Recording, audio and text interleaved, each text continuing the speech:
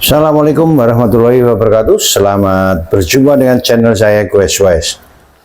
Semoga teman-teman selalu dalam keadaan sehat dan diberkahi rezeki yang melimpah. Hari ini tanggal 21 Agustus 2026, sidang pra-peradilan yang diajukan oleh Dr. Tifa sudah diputuskan hakim ditolak. Tapi memang Dr. Tifa dan teman-temannya selalu nggak mau kalah. Jadi Dr. Tifa beserta pengacaranya mengeluarkan statement dia di pra-peradilan ini nggak kalah. Nah, hanya masalah administrasi.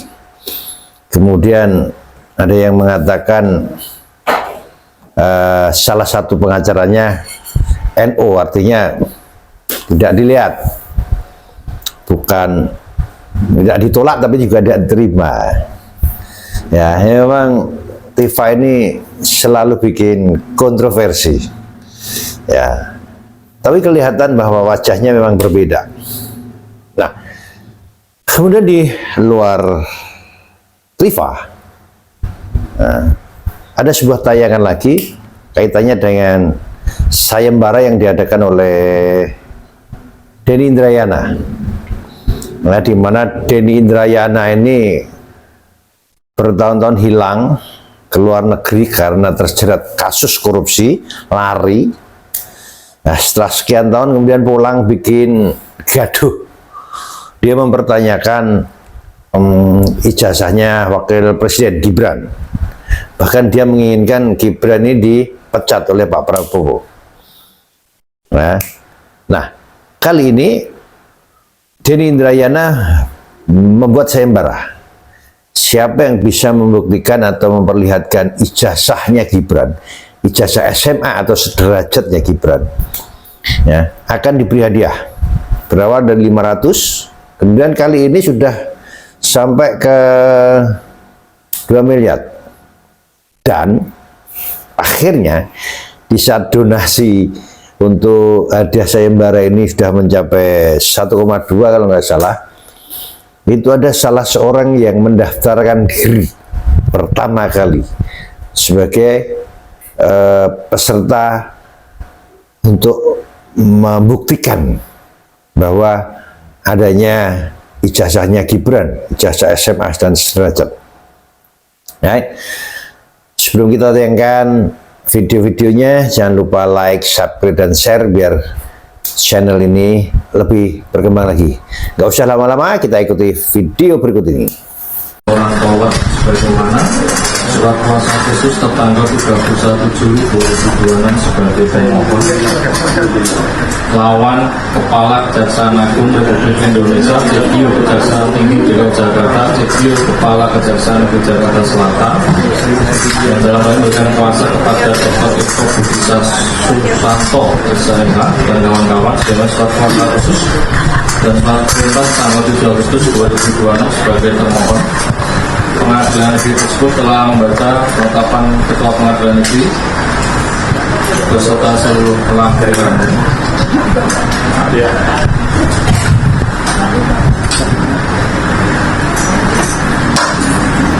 Menimbang bahwa untuk mengikat uraian putusan ini, maka segala sesuatu yang termuat dalam berita acara persidangan dianggap telah termuat dan menjadi bagian yang tidak terpisahkan dari putusan ini.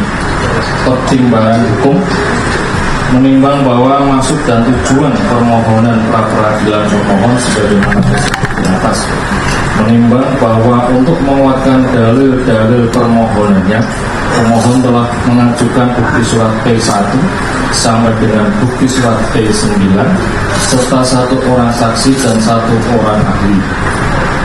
Untuk menguatkan dalil jawabannya, termohon telah mengajukan bukti surat T1 sampai dengan bukti surat T16 dan 1 orang ahli.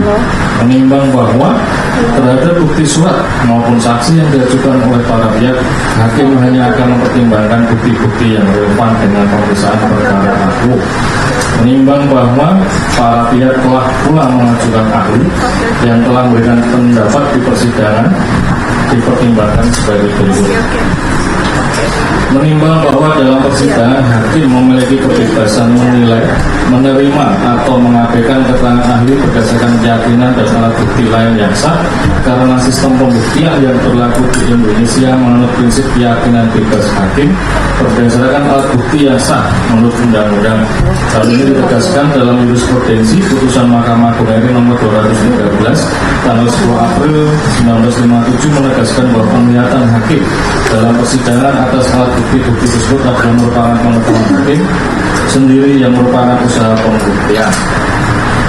Menimbang bahwa setelah membaca dan meneliti dengan seksama surat permohonan pemohon dan jawaban pemohon serta bukti-bukti yang telah diajukan ke persidangan oleh pemohon dan termohon yang telah dipertimbangkan tersebut di atas, maka selanjutnya hakim pra peradilan mempertimbangkan sebagai berikut. Dalam eksepsi, menimbang bahwa termohon mengajukan eksepsi sebagai berikut: A. Menerima dan mengabulkan seluruh eksepsi termohon. B. Memutus terlebih dahulu eksepsi kompetensi absolut melalui putusan sela atau penetapan sebelum melanjutkan pemeriksaan pembuktian. C. Menyatakan Pengadilan Negeri Jakarta Selatan CPU hakim pra peradilan tidak berwenang secara absolut untuk memeriksa dan mengadili permohonan pra peradilan yang diajukan oleh pemohon.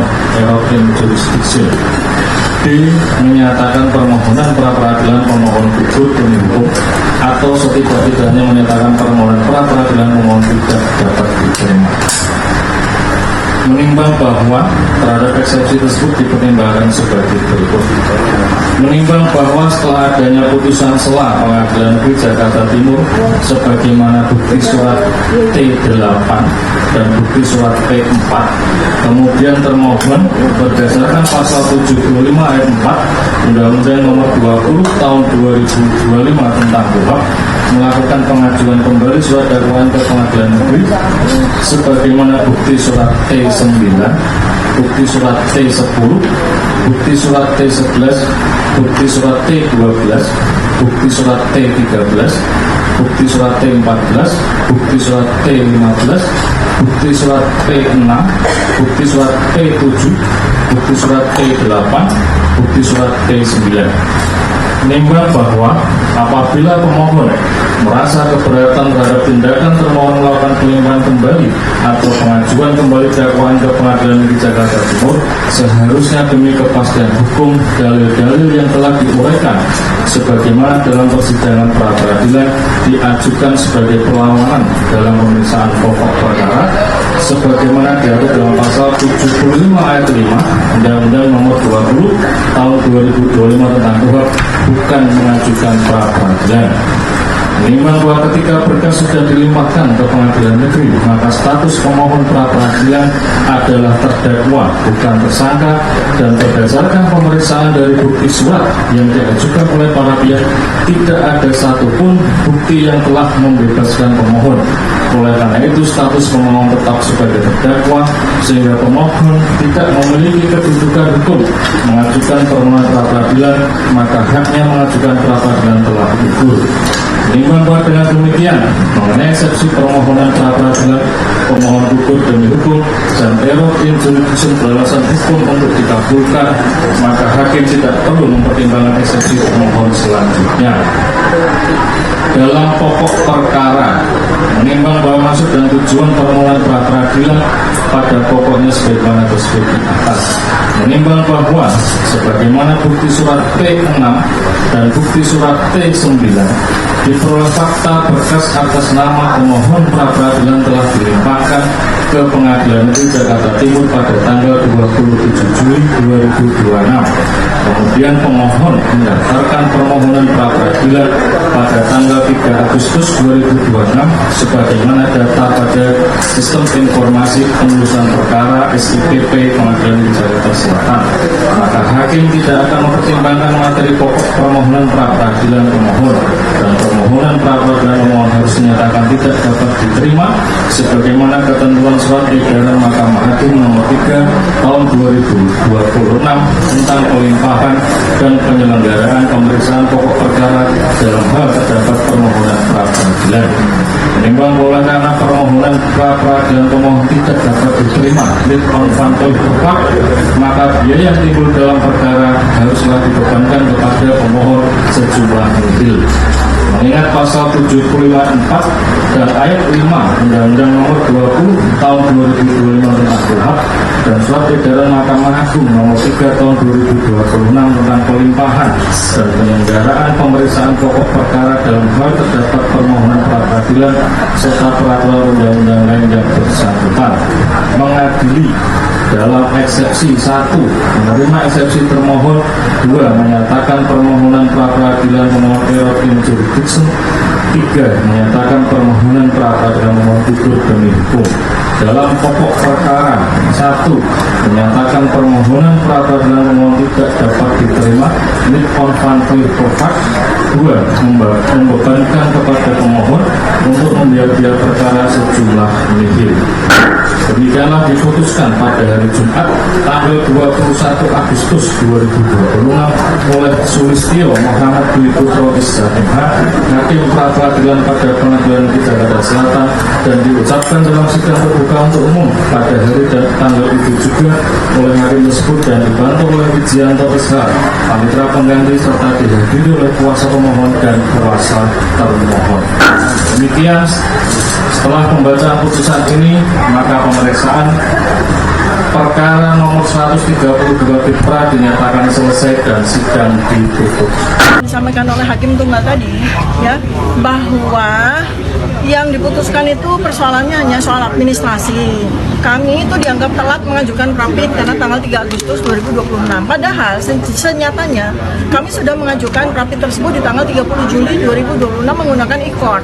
Nah, tetapi memang fisiknya baru kami masukkan di tanggal 3 Agustus 2026. Tapi yang dihitung menjadi keputusan tersebut adalah pada tanggal 3 Agustus 2026 ketika keputusan untuk penetapan sidang pokok perkara sudah dijalankan. Seperti itu ya. Jadi ini persoalan administratif aja dan sekaligus juga sebagai sebuah koreksi ya, sebuah review notis bagi aparat penegak hukum di sini. Jadi kalau Anda memberikan fasilitas elektronik tapi yang digunakan tetap manual, lalu apa artinya menggunakan elektronik ya? Menjadi beban negara, udah dicabut aja elektroniknya, pakai manual aja gitu ya, sehingga jelas seperti itu. Terima kasih rekan-rekan jurnalis yang saya hormati. Tadi kalau kita mendengarkan putusan pra-peradilan pada hari ini, sebetulnya kita bukannya dikalahkan, hanya secara teknis ini kami lebih dulu pelimpahan daripada terjadinya pendaftaran. Jadi hanya masalah waktu saja. Ini adalah cerita klasik tentang balapan. Balapan itu artinya bagaimana menggugurkan pra-peradilan kita dengan memasukkan pokok perkara. Ini klasik. Dari dulu memang penuntut umum selalu ingin menggugurkan pra-peradilan dengan cara memasukkan pengadilan, dan sepertinya ya kurang lengkap. Sepertinya juga tidak dipedomani adanya SEMA nomor 3 tahun 2026 yang barusan. Memang ini perintah kepada hakim ya, cuman pedoman bagi hakim-hakim di lingkungan Mahkamah Agung ya. Dan perlu kami tegaskan juga kepada masyarakat Indonesia bahwa pra-peradilan kami dinyatakan NO itu bukan berarti kami kalah, juga tidak berarti membenarkan prosedur yang dilakukan oleh kejaksaan. NO ini hanya saja bahwa permohonan kami tidak diperiksa itu saja, dan ini akan berlanjut lagi. Oleh karena itu janganlah kita bangun narasi-narasi di luar sana yang seolah-olah tuh melalui putusan ini itu menyatakan bahwa seluruh proses terhadap Dr. Tifa ini gugur gitu. Terhadap Dr. Tifa sah dan seluruh keberatan kami gugur. Mohon maaf, itu dua hal yang berbeda ya. Jadi bagi kami itu pra-peradilan ini hanyalah pembelaan secara maksimal. Jadi kami tidak meminta Dr. Tifa ini diistimewakan atau dibebaskan, tidak. Kami hanya meminta proses hukum. Baru saja hadiah sayembara menunjukkan ijazah SMA atau sederajat Gibran Raka Buming Raka sudah tembus angka 2 miliar rupiah. Tepatnya adalah 2.016.370.000 rupiah. Banyak sekali yang ingin menyumbang. Hari ini naiknya hampir 1 miliar. Siapapun mau menyumbang berapa, silakan. Ini adalah gerakan sosial kita. Langkah hukum tetap dilakukan, gugatan ke PT UN, ke PN, ke KIP. Tapi gerakan sosial juga perlu kita gaungkan. Jika Mas Gibran tidak punya bukti pendidikan SMA atau sederajat, maka layak kita menuntut beliau untuk mundur, berhenti, atau dimundurkan. Setelah saya nimbang-nimbang, mikir-mikir, melakukan kalkulasi, estimasi di sana-sini, maka saya menyatakan siap untuk mengikuti sayembara yang diselenggarakan oleh Bang Denny Indrayana. Jadi setelah mencapai angka 1 miliar, menurut saya boleh juga lah ya, sudah menyatakan diri, saya siap untuk menjadi peserta nomor 1 untuk membuktikan apa yang diminta oleh Bang Denny Indrayana. Apa dasar saya? Pertama, tentu negara Australia dan negara Singapura adalah negara yang pernah saya kunjungi. Artinya saya tahu ya jalur mana yang akan saya tempuh ketika saya berada di Singapura dan ketika berada di Australia. Ya, jadi ini sesuatu yang menurut saya ya ada kolega-kolega yang bisa mendampingi saya dalam rangka untuk melakukan riset ya, riset minor lah, riset kecil ya. Mohon Bang Denny Indrayana tolong dicatat baik-baik ya syarat yang saya sampaikan. Jadi syarat yang pertama, tetapkan jumlahnya, jangan berubah-ubah. Yang kedua, ya hadirkan uangnya dalam bentuk fisik. Nah itu. Yang kedua. Syarat yang ketiga adalah Bang Denny mohon hadirkan notaris. Bikin berita acaranya tentang apa yang Bang Denny maksudkan dengan seluruh permintaan capaian-capaian yang ingin harus dicapai oleh peserta yang mendaftarkan ya. Jadi jangan sampai uang itu adalah uang yang tidak quote halal ya. Harus uang yang betul-betul clean, bersih ya, karena kita berbicara tentang persoalan yang sangat prinsipil nanti yang akan saya sampaikan. Berikut yang tidak kalah penting, harus ada durasi waktu. Jadi memang ada timing waktu karena di mana-mana sayembara itu selalu punya range waktu yang sangat jelas. Nanti kita akan lihat ini Bang Denny main-main atau tidak, serius atau tidak ya. Kalau misalkan dikasih ternyata cuma 1 minggu ya atau 2 minggu, nanti kita akan menilai apakah rasional karena kita akan bertemu dengan Mas Gibran, Wakil Presiden.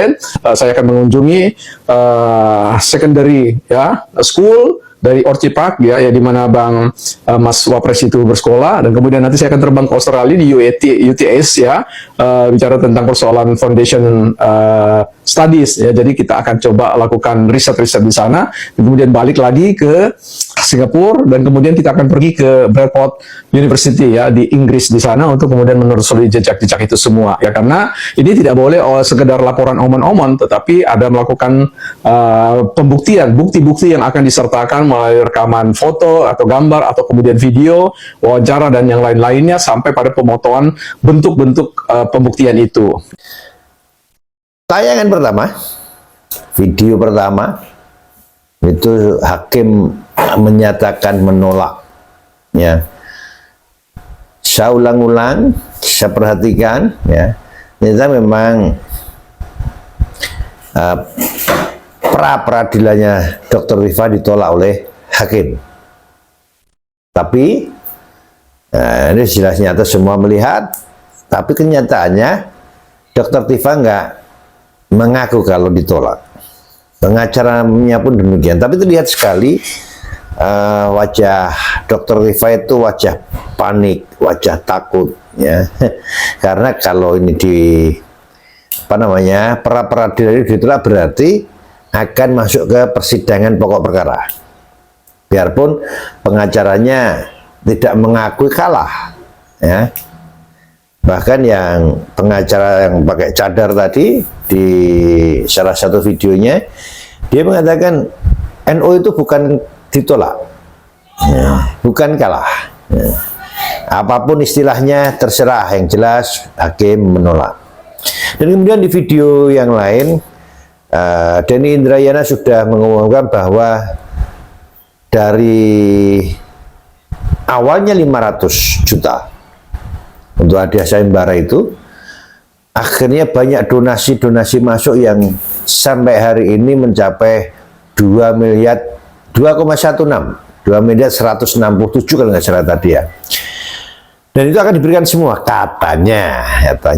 Dan di saat donasi mencapai 1,2 ada salah seorang dosen yang siap mendaftarkan diri menjadi peserta sayembara untuk menunjukkan atau membuktikan bahwa Gibran punya ijazah SMA atau sederajat. Dan dia akan ke Singapura dan Australia juga menemui Wakil Presiden Mas Gibran untuk dilakukan investigasi. Ya. Tapi peserta yang pertama ini menginginkan ada syarat-syarat khusus yang harus dilakukan oleh Denny Indrayana biar semua clear, semua jelas dan tidak manipulasi atau tidak ada penipuan atau ya rekayasa-rekayasa yang mungkin akan terjadi di belakang hari ya. Nah, yang jelas memang Denny Indrayana ini getol sekali.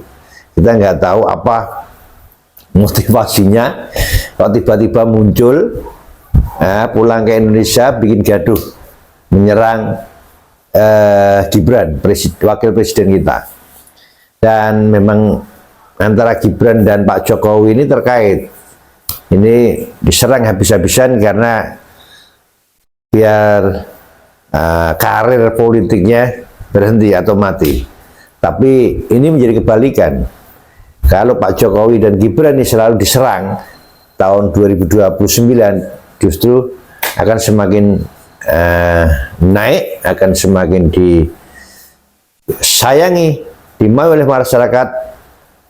Kemungkinan besar 2029 kalau seperti ini terus 2029 Gibran akan naik menjadi presiden. Nah, seperti apa kelanjutan sidangnya Dr. Rifa? Apakah dia jadi di penjara?